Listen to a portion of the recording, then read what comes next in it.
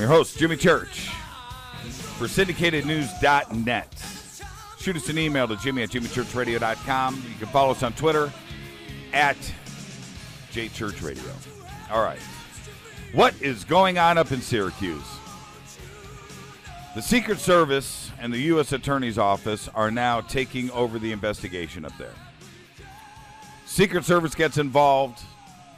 U.S. Attorney's Office, it's now a federal investigation. They are going to find something. They're probably going to go in looking for one thing and come out with another, and it's about to get ugly. The feds are not curbed by the statute of limitations. Should they turn up evidence that Fine did molest Zach Tomaselli, everything went down in 2002. Statute of limitations doesn't apply.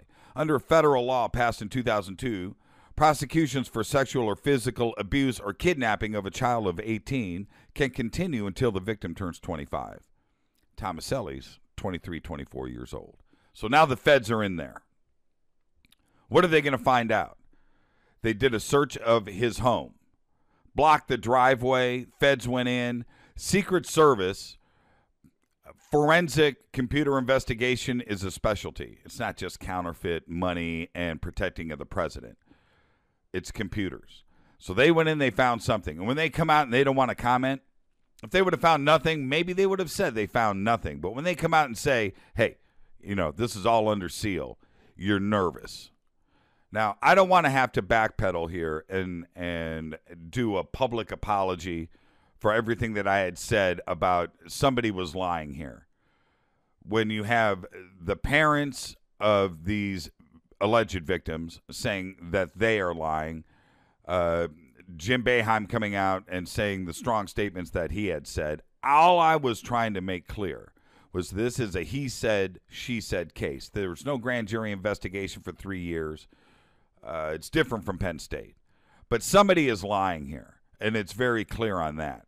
Now, especially with the phone call yesterday from that was revealed with Lori Fine, it's apparent, and it is very clear to me now that Bernie Fine was molesting somebody, multiple victims, and so was Lori Fine, too.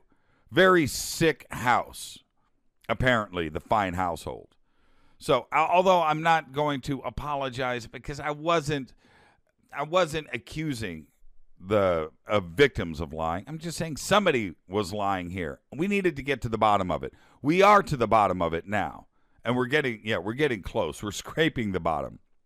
But now it appears that Jim Boeheim needs to think about his future at Syracuse. When I come back after the break, I'm going to give my reasons why Jim Boeheim needs to think about his future there. You can draw parallels between Joe Paterno and Jim Boeheim. The investigation that first went down back in 2002, 2003, when the two brothers came out and had made their accusations against Bernie Fine at that time, Jim Boeheim knew something was going on and chose, obviously, to ignore it over the last few years. So I think Boeheim, really, looking back in hindsight, he's going to have to stop and think about his position and the way people view him. If he steps down now, and I'll talk about this after the break, if he steps down now, Boeheim might be able to clear his name up a little bit. It's sad to see a couple of coaches go out like this, Joe Paterno, Jim Boeheim, but I'm afraid it's just the way it's got to be. I'll be back right after this.